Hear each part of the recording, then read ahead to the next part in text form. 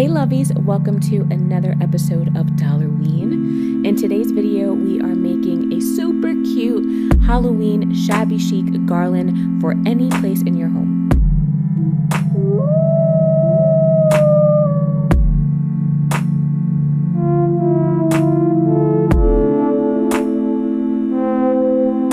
Okay, so let's get started. We are wrapping up our Dollarween. Oh, so sad. I'm so sad. I think I'm going to do the tarot collection next. So my tarot collection is just going to be a really nice chill video, kind of going over all the decks I have. I feel like many people would think that I actually have a lot of tarot cards.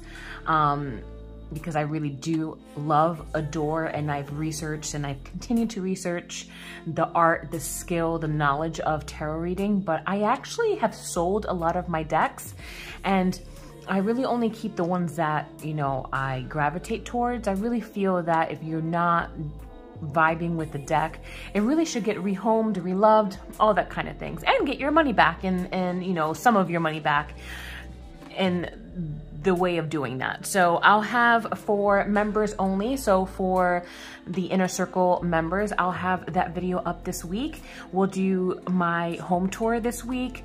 I'm gonna try to fit it Witchy Wednesday. I've been holding on to my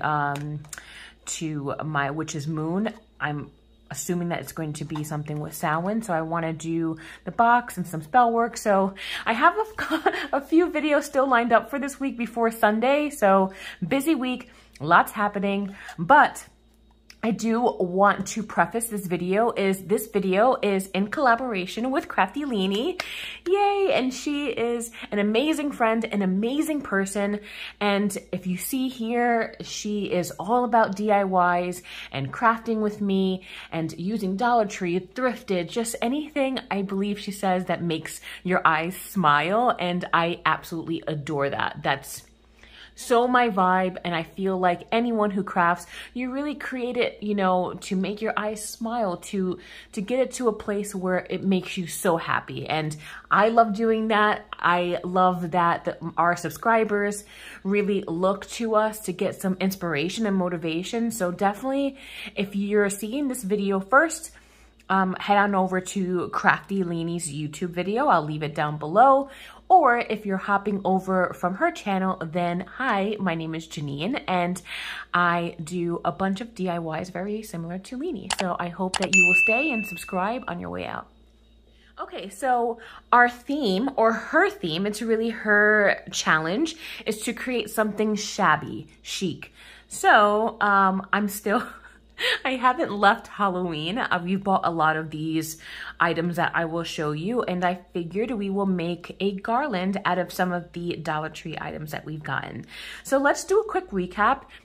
I'll also leave my video below on all of the items that I purchased from Dollar Tree. I am pretty sure none of this is available. However, save this and for next year, or you can make this, you can inspire this to do anything. Spooky is 365. So, and they often typically have the same items. They redo them or they make them better year by year. So bookmark this, save this video, and you can come back to it for anything. But for today, we are going to make a really cute, shabby, chic Halloween garland, which really matches the garland that I already have for my banisters. So this is the first item that we're going to use. This is the Harlequin Ribbon that's on my tree. It was on my garland last year. I've changed it up, so we'll go through that in the Halloween tour. Try to keep new things. This twine from the Dollar Tree is also really, really awesome. I absolutely love their twine, and their crafting section is just bomb.com. They just keep getting better and better. I have these trick-or-treat bags. So if you saw my haul and you bought these and it's waiting to see what I do with them, you might want to grab 2 of these out, or 1 of these, however many you have. We've also bought the cat wooden ornaments, and they have the twine with them too, which is really, really nice. Super cute. we have these dotted pumpkins. I have 2 packs of these. We have, I believe this is new for this year, is these bows with the skulls on them, super cute.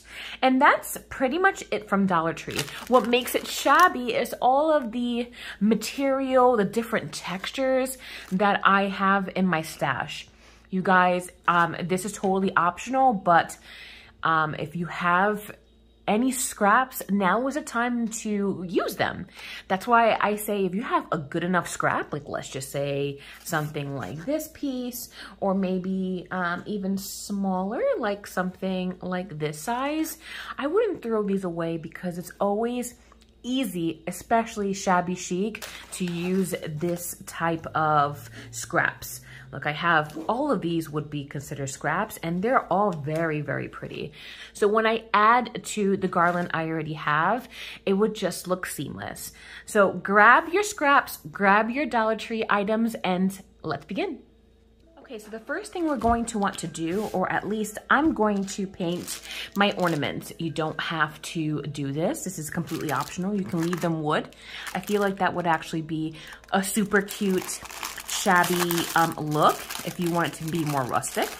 But I want this to be more colorful, and the Dollar Tree cats come with a bunch. So let's work 2 at a time.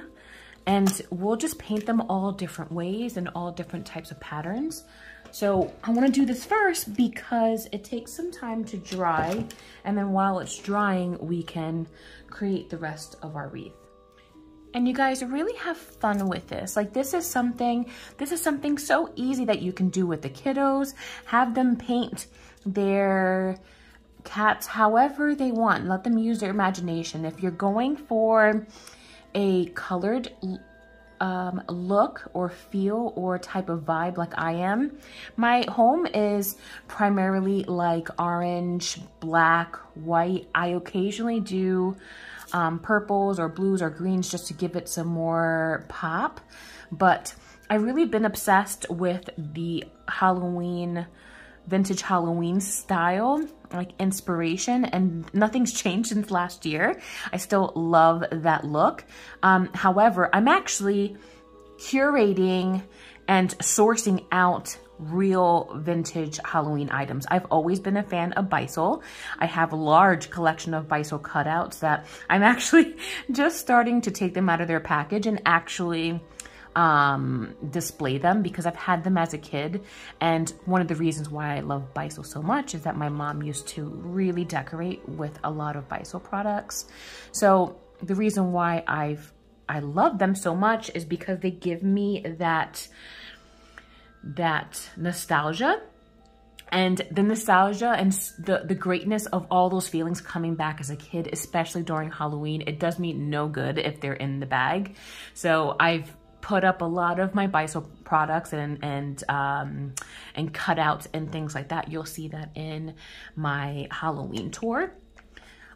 So yeah, I've been decorating with those. I've been actually incorporating more actual vintage pieces, and I think I'm probably going to replace my Halloween items with actual vintage, unless it's by a designer which I absolutely adore, like Joanna Parker. And you'll see some of my Joanna Parker pieces in the tour as well. So here I'm just taking some black paint, some orange paint, and I'm taking the other end of the brush, and I'm just doing some really cute polka dots.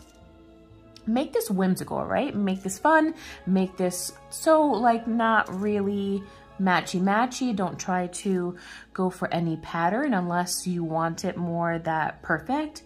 But I kind of love the non-perfectness of this. It kind of adds to the shabby, it adds to the chic. So again, this is something that's really super easy with the kiddos, and it's something that you can hang up and looks great in your house, and it's a decor piece that you can enjoy with your kids, and they can grow up very much like how I grew up with my mom's pieces.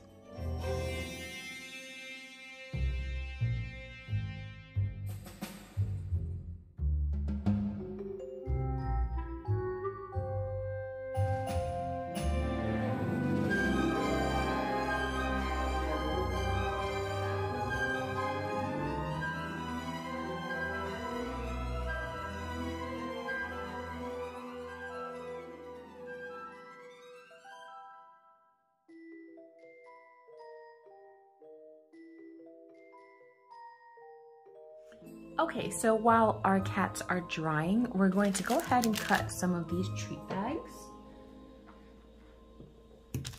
So let's see what we have here. I believe that they're double-sided. We might get a bunch. Oh, no, only one side, but that's fine because we can use the other side, no waste here. We can always use the other side for more ribbon. And we can even write like a message. That'd be kind of nice, right? Like boo or something like that. And they also come with more twine. So don't throw away your twine. You have twine from here. And the cats, we won't be using those. To get my shearing scissors because I want them to have some sort of cute design. So let's just cut one now.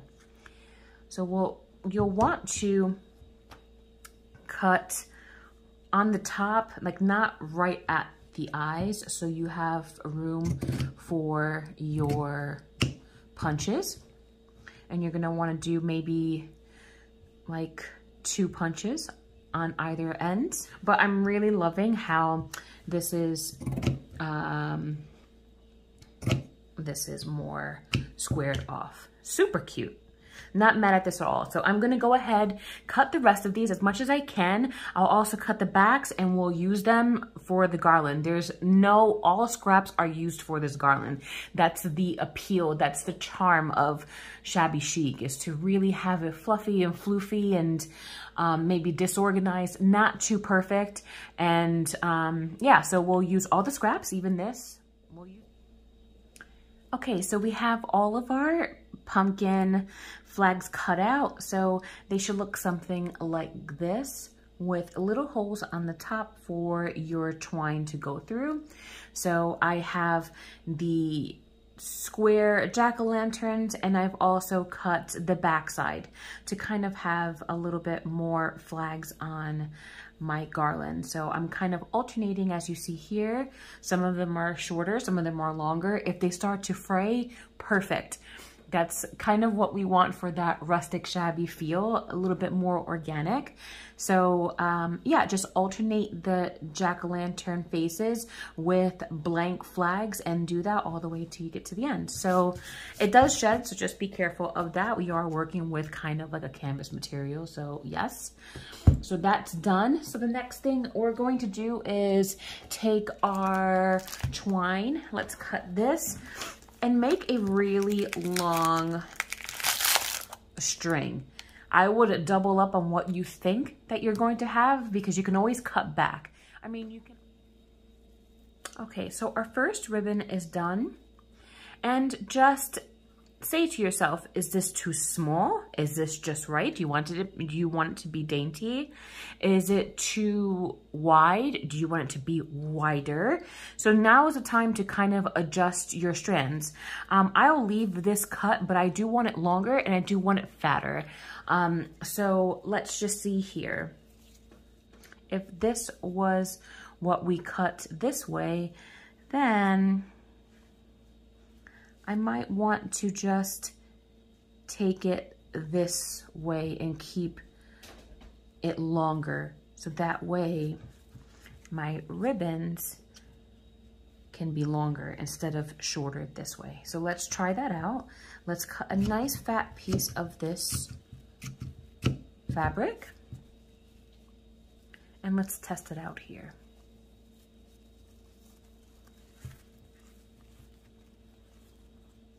It's already easier to tie because you're working with a bigger fabric.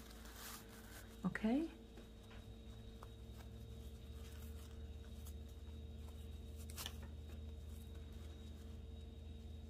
All right, so here's our second tie. And this may be just a little too fat, so I will take it in. But I think for now, I'm going to cut all of my scraps around kind of this length, and we'll be back for the rest of the scraps. Okay, so lots on the table here. So we have assorted scraps, not all of the same quantity. So we'll just kind of pick and choose. We have this really fun fabric here, this white one that you saw, some flimsy ones, not sure how that's going to tie and stay puffy. We have a one piece, just white. We have a bunch. So let me just kind of put this all on the side. These are already cut for us. So pre-cut all of your scraps before you really start kind of tying your garland. And I think what we're going to do is that we're going to leave the bows probably for last. We're going to string our garland and then see where the bows fit, because they have this really awesome like tie. We can see where these gather and where we think that they will be the best.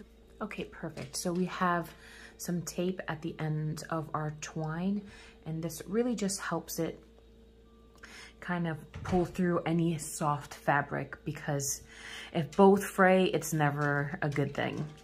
So you see how easy now it is to kind of wind that.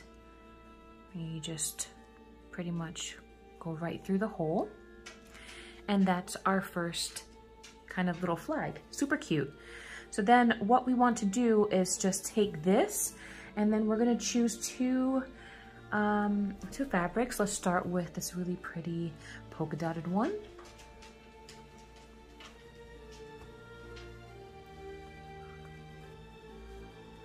Okay, and we're gonna knot it, and then we're going to put it by the pumpkin.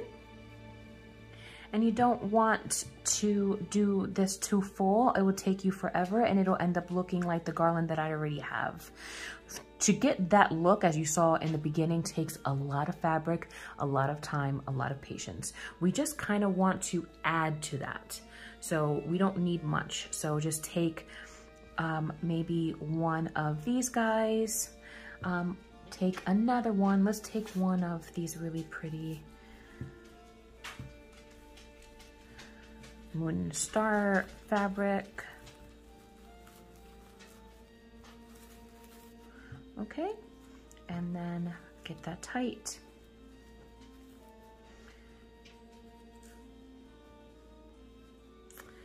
And then we're gonna want to cut with our pinking shears.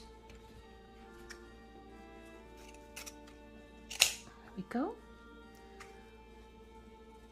Be careful we don't cut the actual ribbon. I was close to doing that. Perfect. So we have something super cute, and then we can add a cat. So let's add one of the black polka dotted ones. Pull that right through. Okay. And now we're starting to see kind of it come to life. Let's add a blank one. And then maybe add a pumpkin. And let's see, I'm not exactly too sure of how we're gonna do that just yet, so let's figure it out. Okay, so cute. So let's take a look at this one.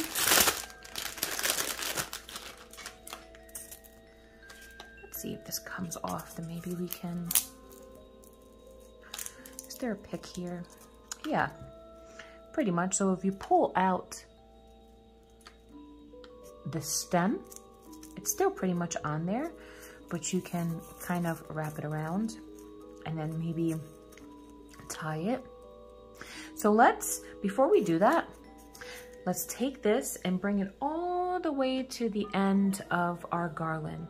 So that way we can be very cautious of the spacing, because you don't want to cram everything in. If it needs to be more spaced out, something along the lines as this, then we'll do that. Where our pumpkin is going to be. And then we can safely kind of knot him, since we know he's going to stay here permanently. These like to go tighten up, but I think once you set it and you put it on your banister, once you put them on and you kind of spread these out, they won't go anywhere because it's kind of an area that you don't touch. So looking cute, loving this already. Let's keep going and then I'll be back for the final result. Okay, so we have our garland up. So this was the original one. And this is the one that we've added, the second layer. I love the second layer of the garland that we just did. It really just amplifies this whole kind of stair moment and really makes it kind of bushy. So here you can see all the details, the pumpkin, the flags, the cats, the other type of flag pumpkins, all the hand-painted cats, all the way up. So really awesome. I'm loving this. So I think, like I mentioned, I'm going to go ahead and put the bows and see how they look. They should really amp this up and make it look really special.